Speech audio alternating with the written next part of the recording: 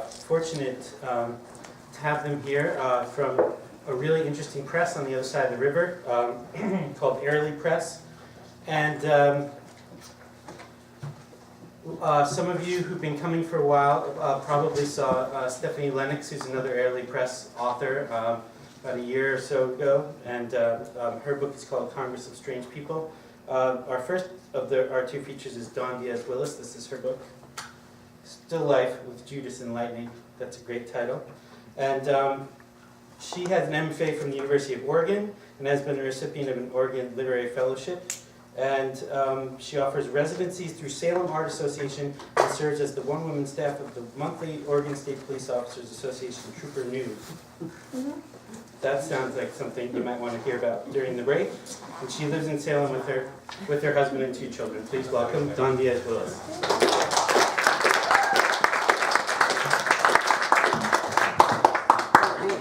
So pleased to be here. This is such a vibrant and exciting event. And, you know, I've never been here before, and I rarely come to Washington State at all. And it took me 2.5 hours to get here, and I drove by and thought, oh, there's a bookstore there. And then suddenly I realized this was it and came inside and was so amazed to see how many people were here. And it's just wonderful. How do I get this to not? I don't want to go there, but Let it go down, and then flip the microphone around and put it on the other way. Well, see, I screwed it up. Yeah, I screwed it It's up. all Steve's fault. You want some help? put on the. I do. Okay. You don't get it this way? Yeah. Just kind of flip it the other way. Okay, got it. All right. Is Not that exactly. no? I'm gonna use up all my time dealing with the microphone. I'm sorry. That's okay. All right. Thank you very much. Okay, there we go. So, let's see. So, there is an epigraph in my book by Paul Celan, but I've been thinking lately that I may have missed the correct epigraph, and it should have been, I still love the one that I have, but there is a quote that I'd like to read that could have served as the epigraph, and that's from the Duino Elegies by Rilke, and it is this. Everyone once only, just once and no more.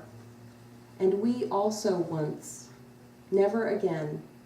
But this having been once, although only once, to have been of the earth seems irrevocable. Many of the poems in the book are written in third person from the point of view of someone who is not me.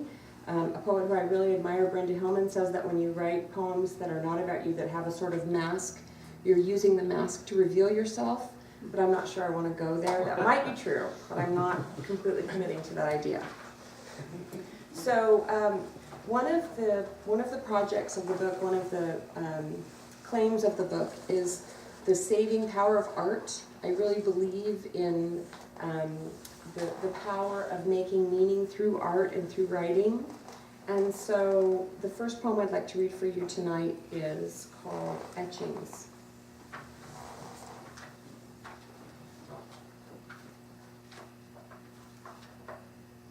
A needle pushes the curls of bitumen, alphabet of trees, planets of 3 nectarines, ocean of a shallow bowl, a woman's starfish hand paused in organizing.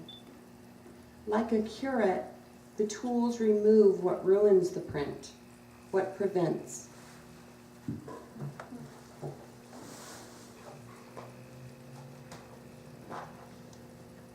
And there's another short poem that also deals with art making. And it's called linseed oil. I don't know if any of you are painters, but so linseed oil is made from flax, is my understanding, and that it's used traditionally as a binder for paint and also to keep it from drying too fast. So linseed oil. Green bean, oh gosh. I have to say that I bought this dress thinking that it would be a really great thing to wear for this reading tonight, and it is a disaster. It has a clasp that pops open, and I'm being filmed, so that's perfect. No, it's not distracting or anything, so I just might mortify myself and everyone, and it will just fly open. Yeah. That'll be the finale, so I'm glad that there's no, Well, it's good we're uncensored. That's right. Uncensored is good for for me tonight. Oh, goodness. Excuse me. Okay. Linseed oil. Green beans dangle on their window vines. Petunias insist they're indigo beauties. Sometimes she paints them together. Sometimes half finished in her heart, bean and petal spill out of the frame unfinished. She loves or not. She is loved or not. The sunlight through the jar of linseed oil is her epiphany, its prism of yellow attention. The brushes prickling out of a water glass are Bernini's little rods toward Teresa.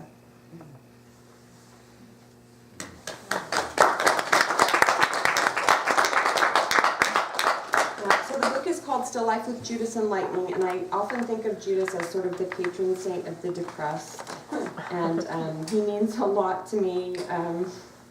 And this poem is about the struggle with depression, one individual woman's struggle, and she's based on someone that I once knew, but I think that she represents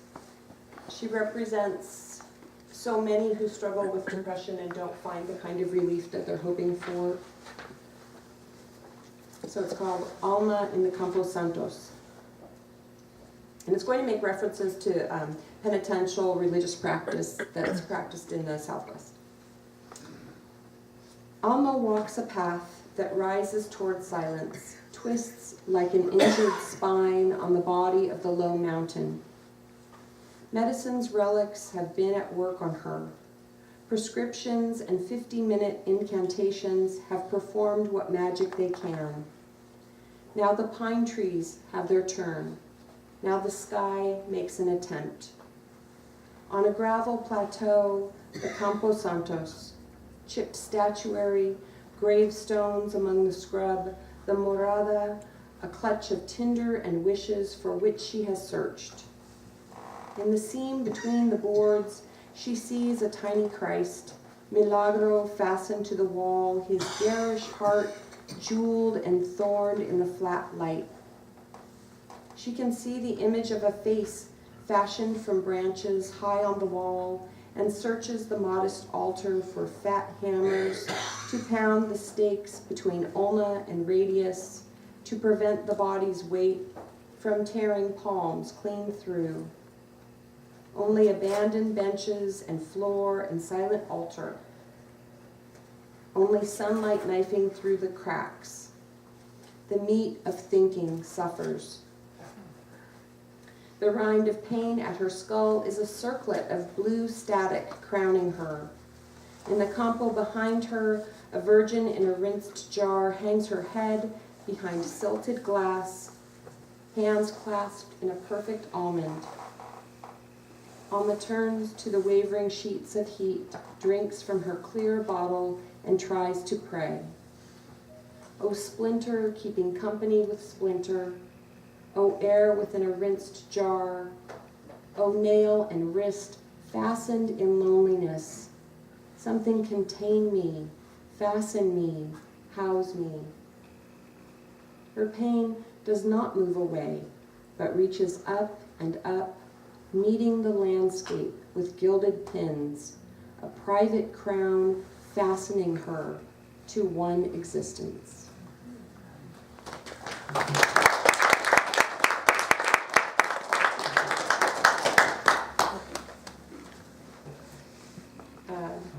The next poem I'll read is called Ruth Waiting, and the Ruth that's being referred to was the last woman who was executed in England, and she was executed by hanging for killing her lover.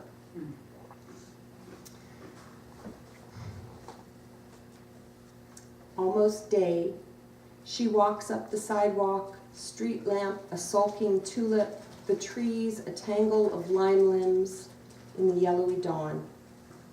She carries a sullen bouquet of last night's stockings and her shoes like twin regrets. Inside, she turns on every lamp for the cops who are coming and plans to be dancing as she was when her sweetheart cleared the threshold, a customer like any lover, pockets thick with money, his handsomeness swarming like drowsy bees. That dead man used to whistle like he knew what was coming, like the burning seeds of what love did to her were already tearing through his windpipe.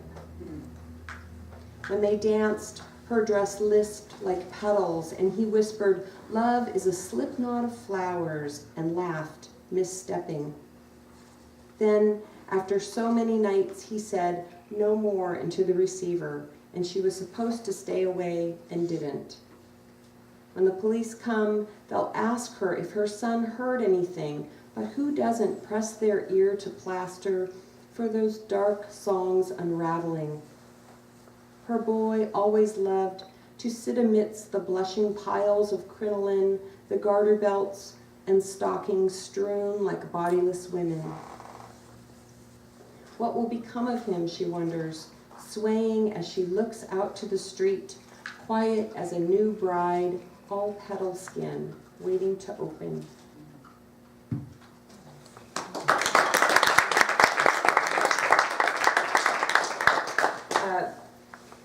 The next poem I would like to read, it's a little bit about, I think of all the scientists and kind of math-minded individuals who go in search of the things that they're passionate about, and then those things that they're passionate about turn out to be these incredibly destructive devices that are used in service of maybe things that they are not, are or are not aware are going to happen. And this is about surveyors. It's called Surveyor's Camp. Weathered hats cut their faces with shade, and the surveyors squint into the sun, drink the remains of their coffee, roll cigarettes, and smoke them. One stares out at the breathing grasses, tastes the ashen pleasure of tobacco beneath his tongue, observes everything at angle with everything else. Coyote loping off straight, long stalks of grass bending obtuse, yellow dog asleep perpendicular to the spoked wagon wheels, acute portions of light. Even the buffalo, shaking the earth at a distance, will bend to the mercy of angle and trajectory, gods of hinge, pulley, and lathe, to the powers of alidade, heliostat, octant. Grease pencils, protractors, compasses wait in their latched boxes under wagon cover. The man knows a different nature is throwing its net over earth and sky. Tin plates littered in supper scraps and elbows thick with the labor of progress crowd the table above its beveled limits. Finally, campfire under the white moon, the man can see hard shapes in the sky. He will help connect them himself, those rails of some necessary fence.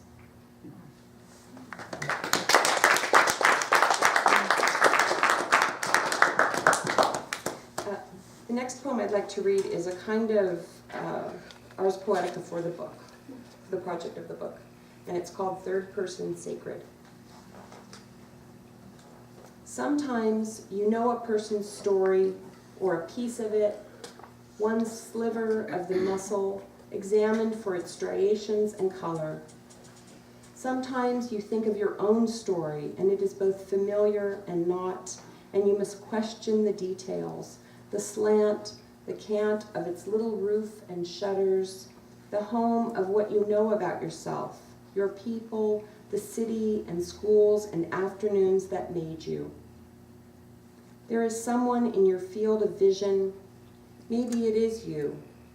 Light spills down on the diorama and something has brought you here to witness the holy moment, any moment, with the gulls overhead like sticks tossed suddenly skyward and crossing beneath the biting blueness of the sky.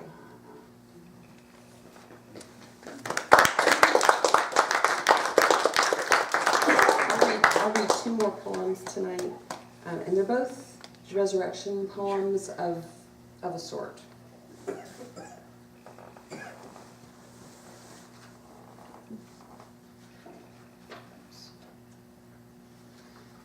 This one is called Zoe behind Highway 22, Zoe beside Highway 22.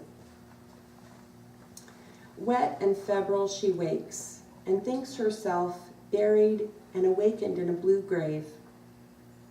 Smells of dirt and night air don't tell her how she has come to a ditch outside Idana, but she slips from the husk of old blanket and crawls hand and knee from the slit of earth. At the mouth of the ditch, she finds gravel, distant trees, the highway with its unending yellow bisection. Naked and dragging the blanket like a long call, she walks the gravel toward the eyes of cars. Each vehicle approaches with its beams and inhuman speed. Mud smeared, staggering, she lets the headlights wash her, illuminate her skin, her very bones, and pass. Tired, she lies down again beside the road and looks up at the stars, her witnesses. They saw what happened and won't say. The cold wraps her in its black lace. She does not know how long until a thin light presses its silver between her lids and a man covers her in a new blanket that smells of soap. Behind him, the stars become like blue salvia, crushed down by her body when she was placed like a memento of what's to come.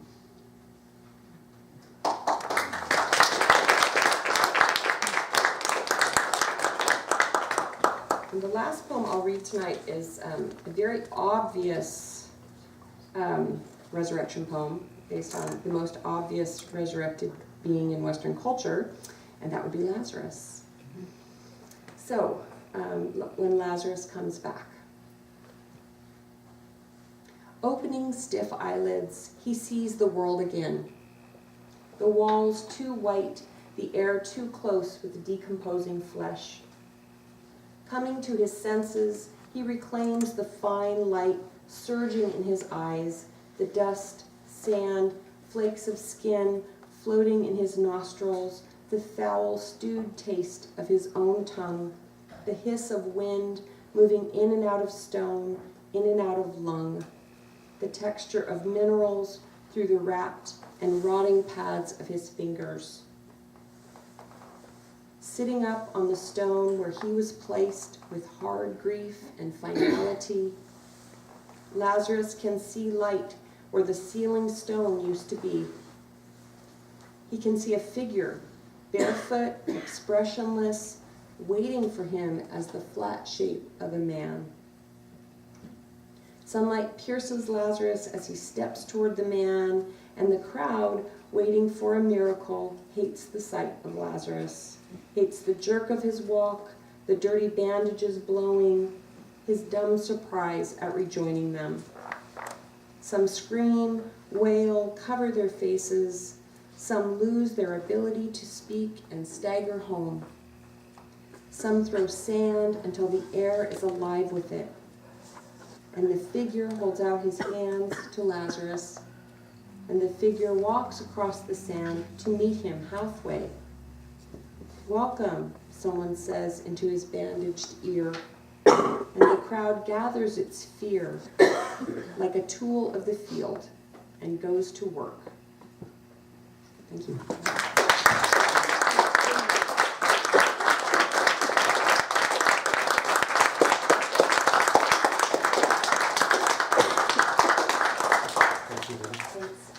And there are copies of that book for sale during the break.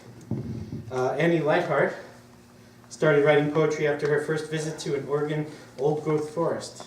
Since those first strange days, she published her poetry collection, Iron String, with Airlie Press and earned an MFA in poetry from Vermont College. She's taught at Boston College as a poet in the schools and now teaches poetry workshops through Mountain Riders. She lives in a small green corner of Portland, Oregon, and we're happy to have her here with us tonight. Annie Lighthart.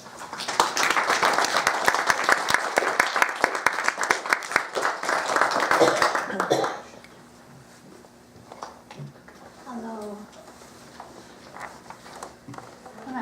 When I first came to the bookstore last month, it was my first time here at Ghost Town.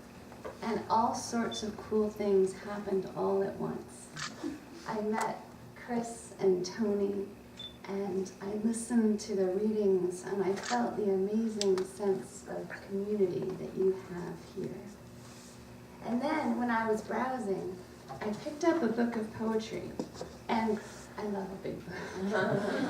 And I opened it randomly and landed right on a page about books and the durability of books.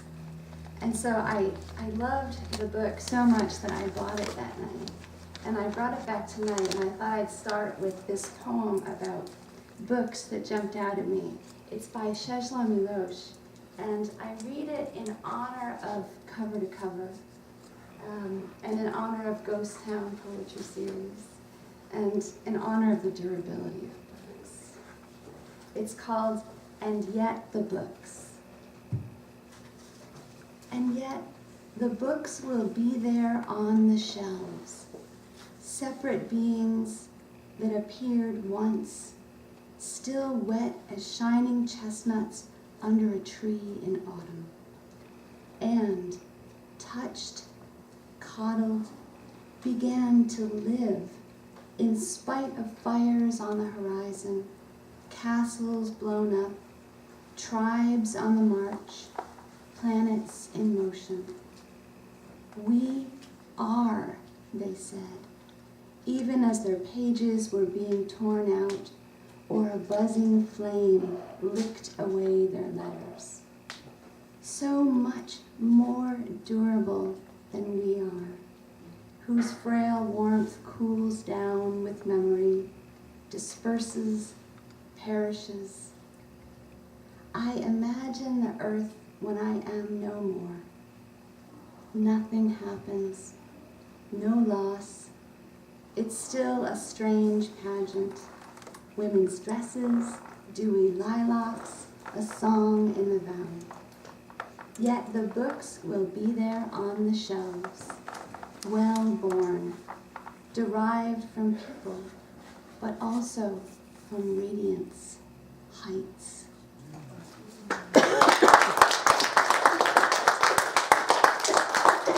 It's so much less nerve-wracking reading someone else's poetry. Another amazing thing that happened that night was that I found the poster that Chris and Tony made for the reading. And talk about coincidences and connections. This tree with all the interwoven branches has on it all these things that were going on in my life, things that Chris and Tony couldn't have possibly known about. And first it freaked me out a little. And then I realized how cool this is. I had been obsessively reading Walt Whitman, and he's there whispering in my ear. And I had just finished talking about, teaching about Dylan Thomas, and he's there lounging in the corner. And I had probably been having a Clark Gable film fest, and I had admitted this to no one but my husband. And he's there, reading a book. I'm not really sure about Posh Spice yet. She hasn't popped up in my life yet, but I'm the 18-year-old. That's it. Well, that's, Katy Perry, although some would say maybe not too big of a difference. Okay. between the two. I'll be waiting for her. When I mentioned this to Chris, he said, in doing this, he's learned how connected we humans are. And that's it. And I'm really grateful that poetry connects us. So thanks for having me here. I thought I'd start with a poem that's pretty new, but it seemed timely because lately all sorts of people have been asking me that classic sort of joke question. If you could invite anyone in the world to an imaginary dinner party, who would you ask, living or dead? And the question just seems to be in the air because different unconnected people have asked me this, and I haven't yet answered it well because it makes me really nervous. I think as a shy introvert, the idea of a high-stakes dinner party with important earthly and unearthly guests just kind of puts me over the edge. So I finally wrote about it, and this poem is my best shot at an answer. It's called Classic Imaginary Dinner Party. Please do not ask me again whom I would invite. Only once, one afternoon, almost asleep on the couch, could I come up with the perfect guests. A mix of the living and dead, the deep and the shy, artfully combined with the swashbuckling talkers. It was such a list. Everyone would say yes, and we'd sit down in pairs maybe, or close little bunches, or maybe all together at the table while the candles burned low. Later, with a few out on the front step, what with our immediate kinship, the wine and warm night, I could ask them anything, historical, personal, and thus find out about the world and time. Our goodbyes would be fond and long. But just now, no one. I can't think of a soul I'd like over. Not one for whom I'd haul out the vacuum or shove laundry in the shower. Not one for whom I'd balance fine cheese on ridiculously small morsels of bread. Except you, person I just saw crossing the street. You who stopped to move a slug off the sidewalk with a little piece of paper you took from your coat. You, I thought, I would clean for. You, I would like to meet.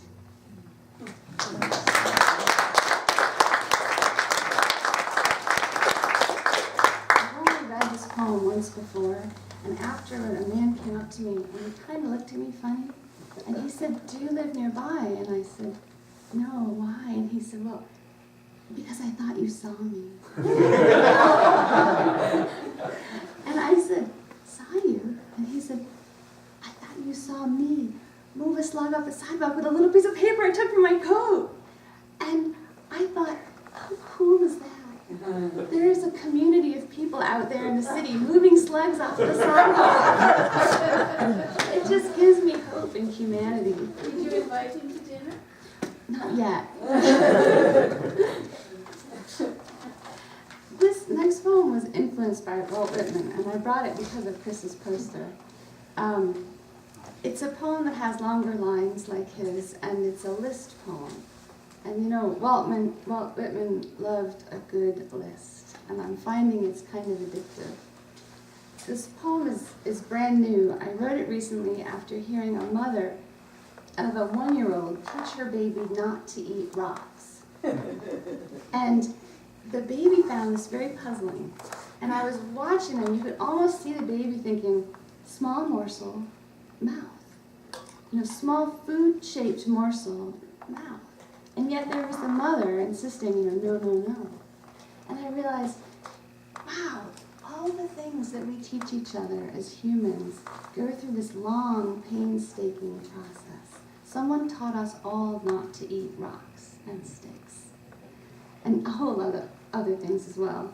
So this poem is called, "Of the Many Things We Must Be Taught." Not to eat the candy found in the road, nor the leaf, nor the stick, nor the candy-shaped rock, nor the white berries growing low in the yard next door. Not to shout in public places, libraries, churches, airplanes, schools, grocery stores, museums, government buildings, large and echoing, tempting bathrooms or halls. Not to swallow gum, nor its wrapper. To sit down while eating, to sit down while swinging, to sit down on the bus, just to sit down. Not to hold pins in one's mouth while sewing. Not to lick knives. Not to walk in the street, nor dawdle at the corner, but to maintain a little fear or more. Not to look at people frankly and say what one thinks. Not to run out of the house with no clothes, nor in warm rain stripped down to the skin. Not to poke or shove, not to hit, not to spit, not to approach strange dogs or horses or squirrels or hissing maternal large beasts. Not to half crawl across the table to reach for the pie. To forgive many things and to sing, but never more loudly than the rest.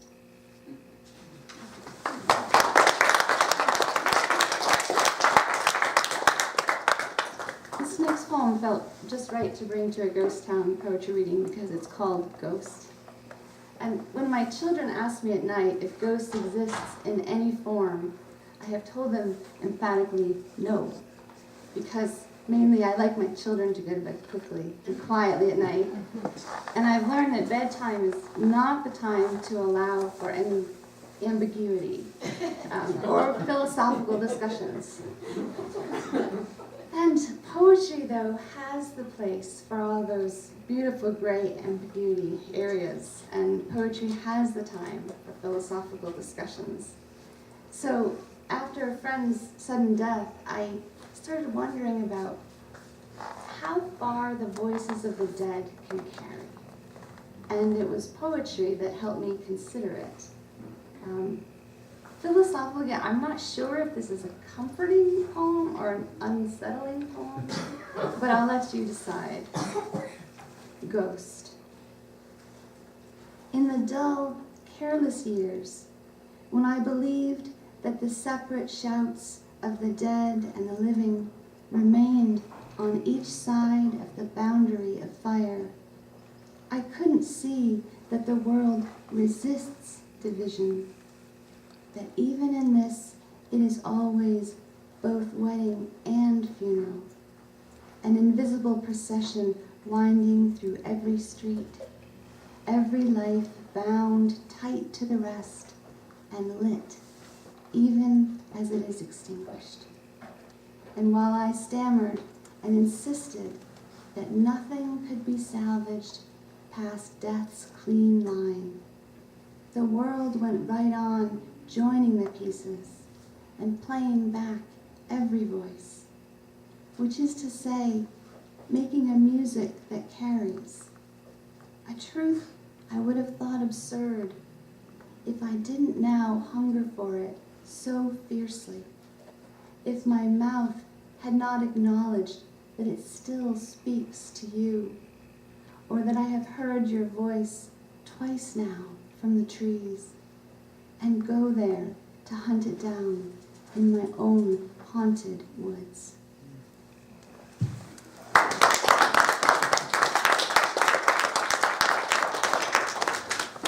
I brought two poems about time tonight. I think the idea of time is astonishing. It's baffling. It makes me actually kind of goofy when I start considering it, where it goes, and what is it made of, and how it happens. And as I get older, I'm noticing that time goes faster and faster.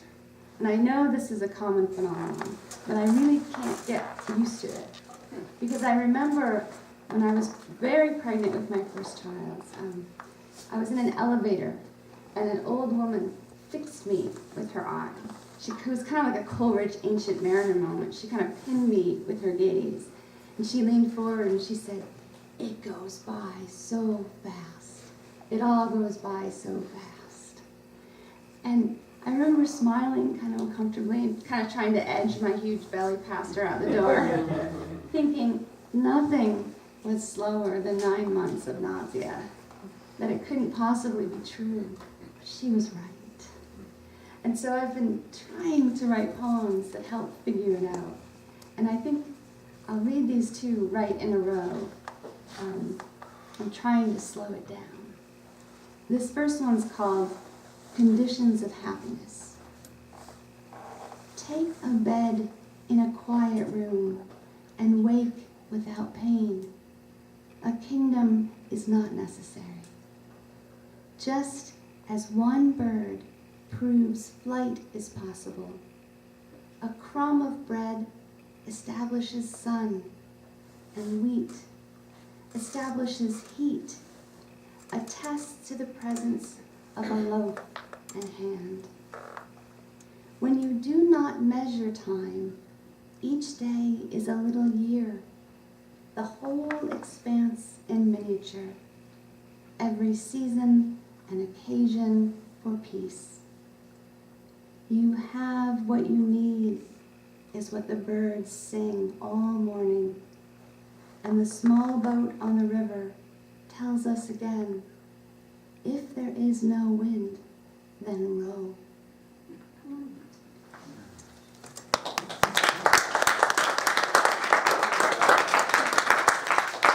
And the second one's called The Work. Time is doing something to us, so gradually and softly, we don't notice for years, and then the work is done, we are older. A craftsman who works this slowly is a master, and it seems unwise to challenge that art. Then what? Then feel the morning air. Walk out at night as if into the sky. It is just a little while after all. The tree you are under will tell you it moved into time and grew deeper. We too can do this. The master leaves a mystery that breaks out once in leaf, once in clarifying fire.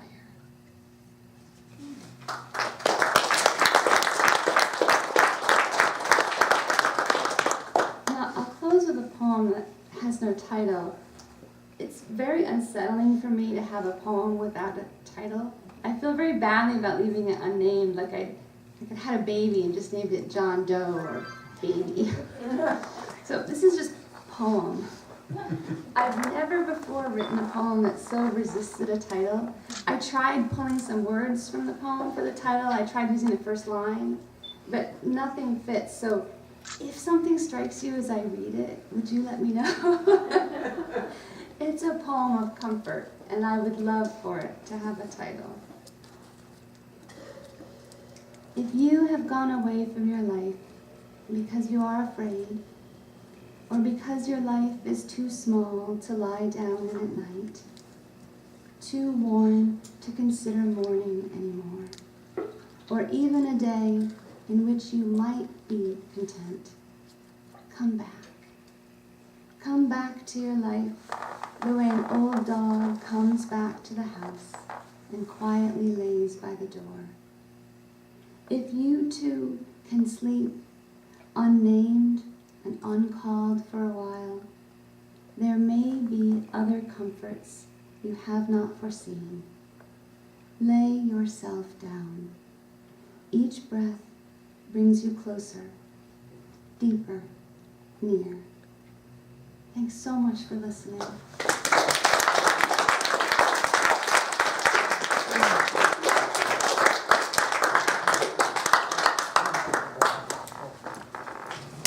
Okay, let's hear it one more time for Annie Lighthart and John Diez Willis.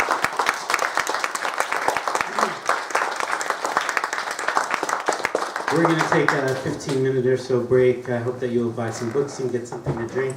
If any of you are not able to be back with us after the break, I just want you to know about our next reading, which will be our last one in this location, although the series will go on. That's January 8th, and what we're going to do that night is celebrate Mel in the bookstore, and we're also going to celebrate our anniversary in the way that we have in the past, which is we'll gather here an hour earlier at 6 p.m. for a potluck, so bring a dish if you're so inclined, and then at 7 starting with the open mic. So if you can't be with us, come on January 8th and tell your friends, and I do have flyers over there if you need a reminder. And thanks again to our guests. I hope that you guys will buy some books during the break, and we'll see you in about 15 minutes. Thank you.